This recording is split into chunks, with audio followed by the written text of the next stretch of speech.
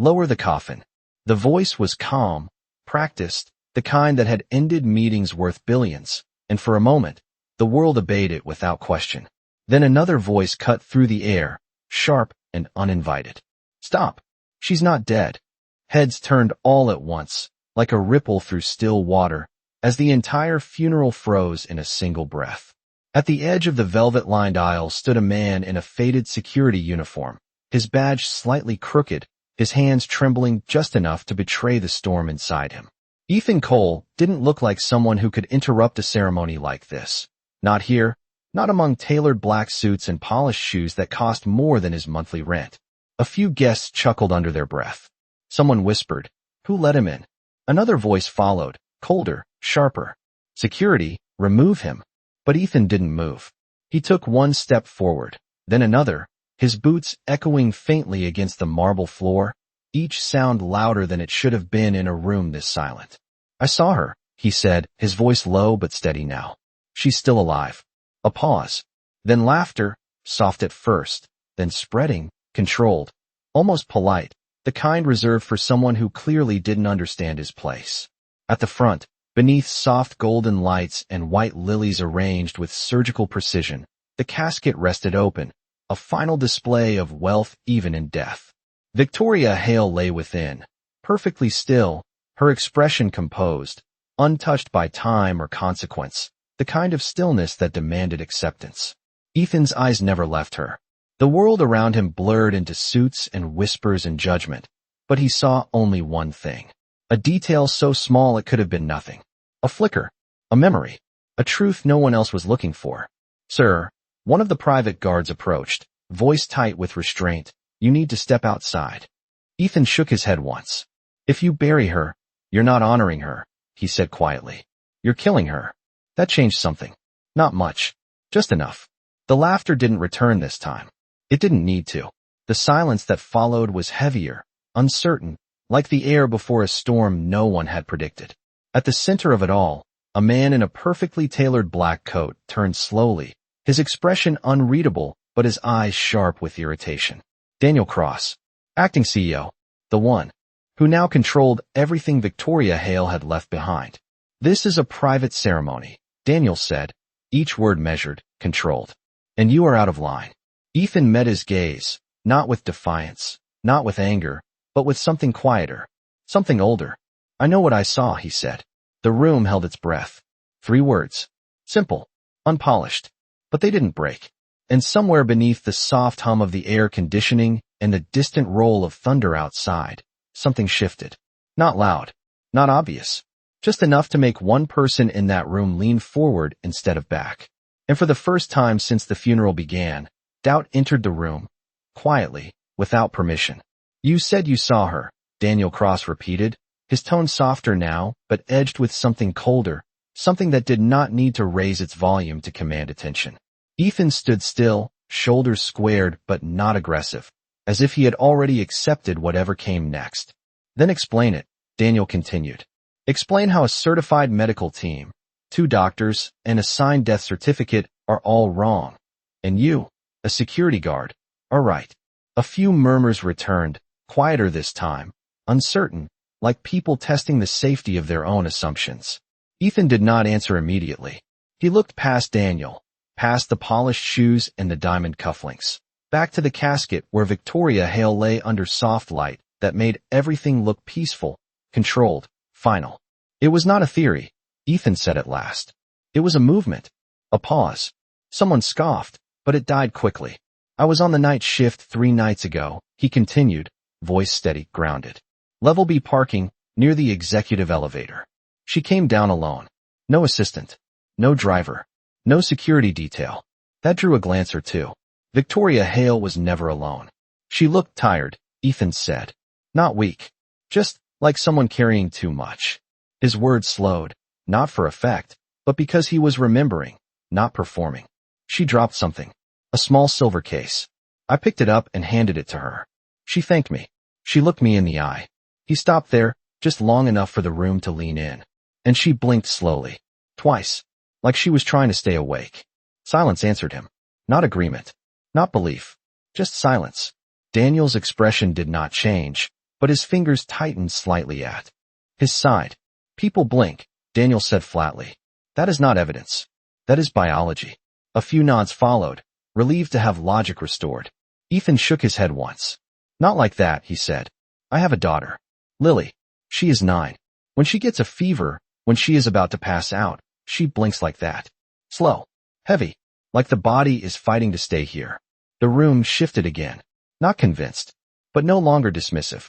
So you are saying, Daniel replied, that based on a moment in a parking garage, you have concluded that a woman declared dead by professionals is alive inside that casket.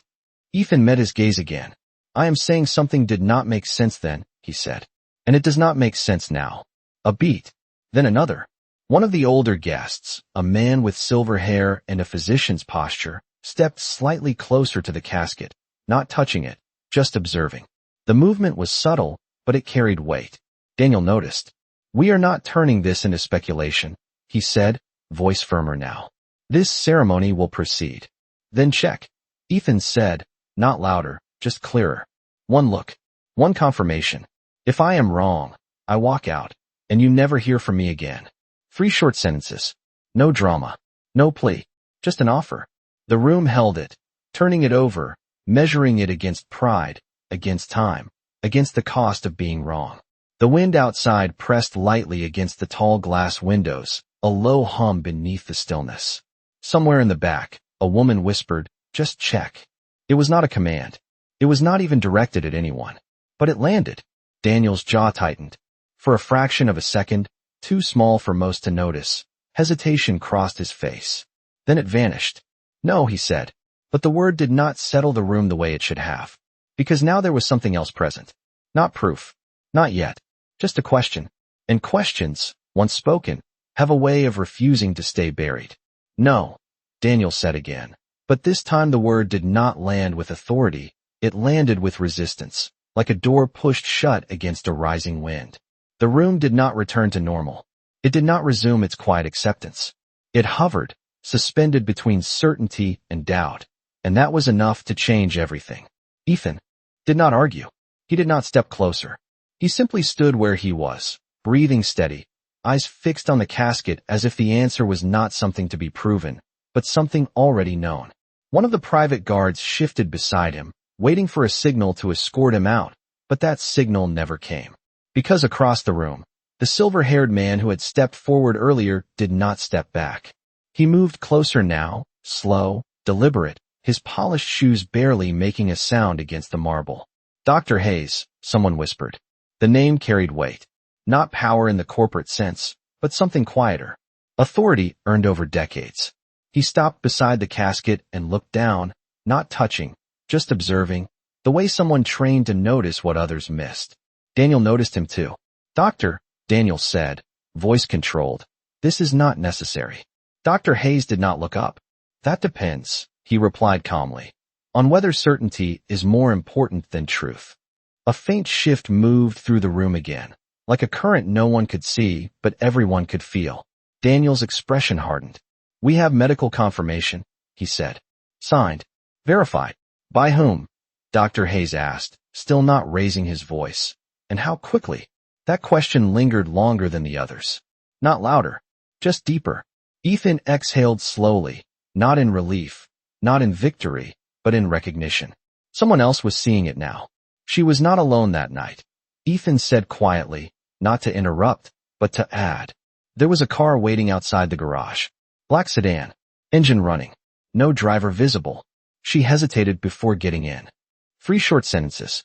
The room listened. 2 slow breaths followed as the weight of them settled. Then one shift. Dr. Hayes finally leaned in slightly, his gaze narrowing, not dramatically, just enough to focus. May I? He said, gesturing lightly toward the casket. Daniel stepped forward immediately. No, he said, sharper now. This has gone far enough. That was the first time his voice had risen. Not loud, but enough to break the careful composure he had maintained. And people noticed. They did not react outwardly, but something in their posture changed. Attention sharpened. Doubt deepened. Ethan did not smile. He did not move. He simply spoke again. If I am wrong, he said, you lose nothing. A pause. If I am right, He did not finish the sentence. He did not need to. The unfinished thought hung in the air, heavier than any accusation. Dr. Hayes straightened slightly, turning his head just enough to meet Daniel's eyes. "One check," he said. Non-invasive. No disruption. 30 seconds. 3 words. Calm. Measured. Final. The room waited. Not for permission. For decision. Daniel looked around, just for a moment, scanning faces that no longer reflected blind agreement, but quiet expectation. The kind that does not shout, but does not disappear either. Outside, thunder rolled again, closer this time, a low echo that pressed against the glass. Inside, the silence tightened. Then, slowly, Daniel exhaled. It was subtle, almost invisible, but it was surrender, even if he would never call it that. 30 seconds, he said at last. And just like that, the direction of the entire room shifted. Not loudly, not dramatically, but unmistakably. Because for the first time since Ethan had spoken, the possibility of truth was no longer being dismissed. It was about to be tested. 30 seconds, Daniel had said, and now every second felt louder than it should have, ticking in the quiet like something alive beneath the surface. Dr. Hayes adjusted his glasses slightly, his movements unhurried, practiced, as if he had done this 1,000 times before, though never in a room like this, never under this kind of attention. Ethan stood still, hands at his sides, not interfering, not guiding, only watching, his gaze steady on Victoria Hale's face. The air felt different now, no longer ceremonial, no longer scripted, but suspended, waiting for something real to reveal itself. "I will not open the casket," Dr. Hayes said calmly, his voice carrying just enough to reach the edges of the room. "I only need to observe." Daniel nodded once, tight, controlled. "Make it quick." 3 short sentences. Permission given. 2 slow breaths followed as Dr. Hayes leaned slightly closer, his eyes scanning details others had accepted without question. The stillness. The color. The position of her hands, folded with precision that bordered on unnatural. Then one subtle shift. His expression changed. Not dramatically, just enough. Temperature, someone whispered behind him. "No," Hayes murmured, more to himself than anyone else. Circulation. That word landed softly, but it echoed. Ethan's chest rose and fell once, deeper than before. He had seen it. Now someone else was naming it. Dr. Hayes reached into his coat pocket and pulled out a small penlight, the kind simple enough to go unnoticed, powerful enough to answer quiet questions. He hesitated for a fraction of a second, not from doubt, but from awareness of the room, of the weight of what came next. Then he angled the light gently toward her face, not intrusive, just enough to catch the smallest response. The room leaned in without moving. Breath slowed. Sound faded. Even the storm outside seemed to pause. "If there is no response," Daniel said quietly, as if reclaiming control, "we end this." Dr. Hayes did not answer. He did not need to. The light hovered near Victoria's eyes, steady, patient, waiting. Seconds passed. 1, 2, 3. Nothing. A few shoulders in the room began to relax, just slightly, as certainty tried to return. Daniel exhaled, almost satisfied. Then it happened. Not a movement anyone would notice from across the room. Not even from a few feet away. But Dr. Hayes saw it. A contraction. A reaction so small it could have been dismissed by anyone not trained to see it. His hand stilled. The penlight did not move. "Again," he said quietly, adjusting the angle by less than an inch. 3 more seconds. Silence. 2 slow breaths. And then one unmistakable response. A flicker. Not imagined. Not assumed. Real. Dr. Hayes straightened, slowly, deliberately, as if the motion itself needed to respect what he had just witnessed. The room did not know yet, but it felt it. That subtle shift. That invisible line being crossed. "Well?" Daniel asked, his voice controlled, but tighter now, thinner. Dr. Hayes turned to face him, his expression no longer neutral, no longer observational. It carried weight now. Responsibility. "She is not gone," he said. No emphasis. No drama. Just truth. The words did not explode. They did not need to. They landed softly, and yet they broke everything. For a moment, no one moved. No one spoke. The room held itself in place, as if afraid that even a breath might change what had just been said. Ethan closed his eyes briefly, not in relief, not in triumph, but in something quieter. Recognition. He had not come here to be right. He had come here because something inside him refused to stay silent. And now, the silence belonged to everyone else. She is not gone, Dr. Hayes had said, and the words did not echo. They settled, heavy and undeniable, pressing into every corner of the room until even the air felt different. No one laughed now. No one whispered. The certainty that had filled the funeral just minutes ago had dissolved into something far more fragile. Daniel Cross did not move at first. His eyes remained on Dr. Hayes, as if waiting for the man to correct himself, to soften it, to offer an explanation that would restore order. That is not possible, Daniel said finally, his voice measured, but no longer effortless. We have documentation. 3 words. A pause. 2 slow breaths. 1 fracture. Dr. Hayes did not argue. He simply turned his gaze back toward the casket. Documentation can confirm an outcome, he said quietly. It cannot always confirm timing. The distinction was small, but it cut deep. Ethan shifted his weight slightly, not stepping forward, not stepping back, just present, grounded, as if he understood that this moment did not belong to him anymore. It belonged to truth, and truth did not need volume. Then what are you suggesting? Daniel asked, his tone tightening. That this entire process has been wrong? Dr. Hayes met his eyes again. I am suggesting we act before it becomes irreversible. The word irreversible did not need explanation. It carried its own gravity. A woman near the front pressed her hand gently to her mouth. Another guest took a step back, not in fear, but in realization. The ceremony had already begun its final steps. Time was no longer abstract. It was immediate. Open it, someone said softly. No one turned to see who had spoken. It did not matter. The room had reached the same conclusion at the same time. Daniel hesitated again, longer this time. His control, once absolute, now balanced on something thinner.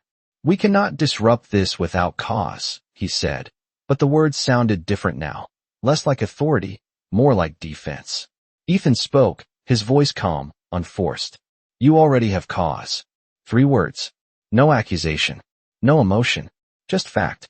The silence that followed was no longer empty.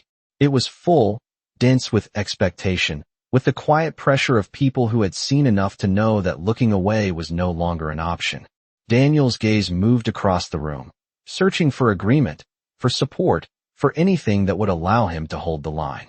But what he found instead were eyes that no longer avoided the casket, eyes that were waiting. Slowly, almost reluctantly, Daniel nodded once. It was not acceptance. It was concession. Open it, he said. The words were quiet, but they changed everything. 2 attendants stepped forward, their movements careful, deliberate, as if even the smallest sound might disturb something unseen. The lid, polished to a mirror shine, reflected the room in distorted fragments as it was lifted inch by inch. No one spoke. No one moved. The air itself seemed to hold still. As the interior was revealed, the soft arrangement of white fabric, the still form of Victoria Hale, unchanged, composed, almost peaceful. For a moment, doubt tried to return, tried to reclaim its place. Then Dr. Hayes stepped forward again, his hand hovering just above her wrist, not touching yet, waiting, measuring, certain of what he was about to confirm. Ethan watched, his breathing steady, his expression unchanged, but his eyes never left her. 3 seconds passed. 2 quiet breaths. 1 truth waiting to be spoken. And somewhere deep in that silence, something fragile was about to break. Dr. Hayes lowered his hand the final inch, his fingers resting gently against Victoria Hale's wrist, not pressing, not forcing, just listening in the way only someone trained to hear what others could not would listen. The room leaned in without moving. 3 seconds passed. Then 2 more. And then 1 unmistakable change. His fingers did not withdraw. They stilled. There is a pulse, he said quietly. No hesitation. No uncertainty. Just truth. The words did not rise. They settled. And in that instant, the entire room shifted from disbelief to something deeper, something heavier, something that could not be undone. A sharp inhale moved through the crowd, not loud, but shared, like a collective breath pulled too late. That is not possible, Daniel said again. But this time the sentence broke before it could finish, the certainty gone from his voice. Dr. Hayes did not look at him. He was already moving, calm but urgent now, his hand adjusting slightly, checking again, confirming what he had already confirmed. Her pulse is weak, he continued. But it is there. She needs immediate care. 3 sentences. Clear. Direct. Final. 2 attendants stepped back instinctively, their roles suddenly unclear in a moment that no longer followed any script. Ethan took a single step forward, not toward the casket, but toward the truth unfolding, his eyes fixed, his breathing steady, as if everything inside him had already aligned with this outcome long before anyone else allowed it. Call emergency services, someone said, their voice trembling just enough to reveal the weight of the moment. Another voice followed, sharper, more urgent. Now. Phones appeared, quiet movements turning into action as the stillness broke just enough to allow response. But even as motion returned, silence remained. It held the room together, a quiet acknowledgement that what had just been revealed mattered more than any reaction. Daniel stood frozen, his posture still composed, but his eyes no longer controlled. They moved, searching, calculating, trying to reconcile something that no longer fit into the narrative he had built. "This does not change anything," he said, but the words fell flat, unable to carry the authority they once had. No one responded. They did not need to, because the truth did not argue. It simply existed. Dr. Hayes looked up at last, his gaze steady, unwavering. "It changes everything," he said. 1 sentence. No emphasis. No emotion. Just reality. The distance between those 2 statements filled the room, and in that space, the balance of power shifted quietly, completely. Ethan remained where he was, not stepping into the spotlight, not claiming anything, just present, the same way he had been from the beginning. A man who had spoken when silence would have been easier. A man who had seen when others had chosen not to look. Outside, the first drops of rain began to fall, soft against the glass, a steady rhythm that matched the fragile pulse now confirmed within the room. And for the first time since the funeral began, Victoria Hale was no longer a memory being honored. She was a life still waiting to be saved. The realization moved through the room not as noise, but as understanding. Quiet. Irreversible. And in that quiet, every person present felt it. The moment when everything they thought they knew stopped being true. "Stay with me," Dr. Hayes said quietly, though he knew she could not hear him. Not yet, not fully, but the words were not for her alone. They were for the room, for the fragile line between presence and absence that had just been crossed. The attendants moved faster now, no longer ceremonial, no longer careful in the same way, but purposeful. Clearing space, adjusting positions, making room for what came next. "Paramedics are on their way," someone called out, their voice steadier now, grounded in action. 3 short updates. 2 quick movements. 1 shift in purpose. The room was no longer a place of farewell. It had become a place of urgency. Ethan remained still, but his eyes followed every motion, not anxious, not panicked, just aware, as if he understood that this moment did not need noise, it needed steadiness. Across the room, Daniel Cross took a step back, then another, his posture still upright, but something in it had changed. The control he had held so tightly now slipped through his fingers in quiet increments. "This does not make sense," he said, almost to himself. Everything was verified. His voice no longer commanded. It searched. Dr. Hayes did not look at him. He was focused, counting breaths, watching for any sign of response beyond what had already been confirmed. "We need to keep her stable," he said, calm but firm. No sudden movement. No delays. 3 instructions. Clear. Immediate. Final. The doors at the back of the hall opened, and the distant sound of approaching sirens, faint at first, began to thread its way into the silence, a reminder that the world outside was catching up to the truth inside. A woman near the aisle stepped forward slightly, her hand trembling as she reached toward the edge of the casket, then stopped, unsure, as if afraid to disturb something sacred, something newly fragile. Ethan noticed, but he did not intervene. This was not his moment to control. It never had been. It was only ever his moment to speak. And now, the room was listening. "Sir," one of the private guards said quietly, stepping closer to Ethan, but not to remove him. "Not this time. You should step back." Ethan nodded once, not out of submission, but out of understanding, taking a single step back, giving space, not losing presence. Across from him, Daniel's gaze found him again, sharper now, but different. Not dismissive. Not mocking. Something else. Something unsettled. "How did you know?" Daniel asked, the question low, almost reluctant, as if asking it cost more than he expected. Ethan met his eyes, not with pride, not with satisfaction, but with something quieter.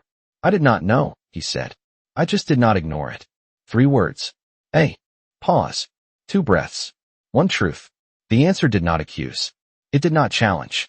It simply existed, and in that simplicity, it revealed more than any argument could. Daniel looked away first. The sirens grew louder now, no longer distant, no longer abstract, but real, approaching, inevitable. Dr. Hayes adjusted his position again, watching closely, his focus unwavering. "There," he murmured softly. Another response. It was small, almost invisible, but it was there. The room felt it, even if they could not see it. Hope, fragile and unfamiliar, began to take shape where certainty had once stood. And in that quiet transformation, no one spoke. No one needed to, because the truth had already done what it came to do. It had stopped everything. And in stopping everything, it had given something back. Not loudly, not dramatically, just enough. Enough to change the ending that had already begun. The sirens reached the front gates just as the room settled into a new kind of stillness. Not the silence of ceremony, but the silence of waiting, the kind that carries weight because something real is unfolding within it. The doors opened again, this time with purpose, and 2 paramedics entered swiftly, their presence calm but focused, their movements efficient without urgency that would disturb the fragile moment already in motion. "What do we have?" one of them asked, stepping beside Dr. Hayes, eyes scanning, hands already preparing. "Female, mid-40s, Dr. Hayes replied, his voice steady. "Previously declared deceased. Confirmed pulse. Weak but consistent. 3 facts. 2 seconds. 1 shift in responsibility." The paramedics did not question it. They did not hesitate. One of them gently positioned equipment beside the casket while the other leaned in, carefully assessing, verifying what had already been seen. "We are going to move her," he said quietly, more to the room than to anyone specific. Slowly, the attendants stepped back further, clearing space, their earlier roles now replaced by something simpler, something human. Ethan watched from where he stood, no longer at the center, but no longer invisible either. He did not step forward. He did not speak. He simply remained, steady, grounded, as if his part had never been about control, only about truth. Across the room, Daniel Cross stood still, his gaze fixed on the scene unfolding, but his expression had changed again. Not just unsettled, not just uncertain. There was something else now. Something closer to realization. "This should not have happened," he said quietly, the words barely leaving him. No one responded, because the moment no longer belonged to explanations. It belonged to action. The paramedics worked with quiet precision, adjusting, lifting, supporting, every movement measured, respectful, aware that what they held was not just a life, but the edge of one. "She is responding," one of them said softly. Faint, but there. 3 words. A pause. 2 breaths. 1 undeniable truth. Dr. Hayes nodded once, stepping slightly aside to allow them space, but his eyes remained on her, vigilant, present. The rain outside had grown steadier now, tapping against the tall windows in a rhythm that seemed almost intentional, like the world itself marking the moment. A woman near the front, who had earlier stood frozen, now wiped a tear from her cheek, not loudly, not dramatically, just quietly, as if she understood that this was not a moment for display, but for acknowledgement.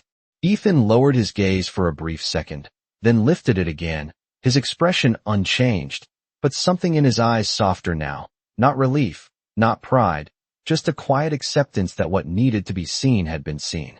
The stretcher was brought in, its wheels moving softly across the marble, guided into place with care. "On 3, one paramedic said. 1, 2, 3. The movement was smooth, controlled, respectful, as Victoria Hale was gently transferred, no longer a figure in a ceremony, but a life in motion again. The room did not applaud. It did not react loudly. It simply watched, held in that same quiet understanding that had been building since the moment Ethan first spoke. Daniel took a slow breath, deeper than before, his eyes shifting once more, this time toward Ethan. For a moment, he seemed as if he might speak again, might question, might challenge, but he did not. Because there was nothing left to challenge. The truth had already answered. And as the paramedics began to move toward the exit, guiding the stretcher with steady hands, the entire room parted without being asked, creating space not out of instruction, but out of respect. Quiet. Natural. Unspoken. And in that quiet, as the doors opened and the outside world rushed in, carrying rain and sirens and movement, something else remained behind. Not doubt, not disbelief, but a silence so complete that no one dared to break it. The doors closed behind the stretcher, and with them went the last trace of movement, leaving the room suspended in a silence deeper than anything that had come before. No music, no whispers, no instructions, just the quiet aftermath of a truth that had refused to stay buried. The white lilies still lined the aisle, untouched, their soft fragrance lingering in the air as if nothing had changed, and yet everything had. Ethan Cole stood where he had been from the beginning, his posture unchanged, his uniform still worn, still simple, still out of place among the polished world around him. But now, no one looked at him the same way. 3 glances met him, then 2 more, then one that did not look away. Respect had entered the room without announcement. Across the space, Daniel Cross remained still, his hands at his sides, his gaze no longer sharp, no longer commanding, but searching, as if trying to understand the moment that had slipped beyond his control. He took a slow breath, then another, and for the first time since the ceremony began, he walked toward Ethan. The distance between them was not far, but it carried everything that had just happened. "You stopped it," Daniel said quietly. Not a question, not quite an acknowledgement. Something in between. Ethan shook his head once. "I just spoke," he replied. 3 words. A pause. 2 breaths. 1 truth. Daniel looked at him for a moment longer, then gave a small nod, not out of obligation, but recognition. It was subtle, almost invisible, but it mattered. Around them, people began to move again, slowly, quietly, not returning to what had been, but stepping into something new, something shaped by what they had witnessed. A ceremony had ended. A life had not. Dr. Hayes stood near the front, his hands resting calmly at his sides, watching the room settle, his expression thoughtful, grounded, as if he understood that moments like this did not need explanation, they needed remembrance. Outside, the rain continued, steady and gentle, washing the city in a quiet rhythm that matched the tone inside. No one rushed to leave. No one raised their voice. Because something had changed in all of them. The understanding that dignity does not shout. That truth does not need permission. That sometimes, the quietest voice in the room is the one. That saves everything. Ethan turned to go, not waiting for praise, not expecting thanks, his steps as steady as when he first walked in, but lighter now, as if the weight he carried had found its place. Before he reached the door, he paused for just a moment, not turning back, just standing still, as if acknowledging something unseen, something beyond the room, beyond the moment. Then he stepped forward and disappeared into the rain. And inside that quiet hall, among the flowers and the silence, one question remained, unspoken but felt by everyone who had been there. If he had stayed silent, what would have been buried today? And if this story moved you, if you believe in dignity, in second chances, and in the quiet power of truth, take a moment to subscribe, because sometimes the stories that change us the most begin with a voice that refuses to stay silent.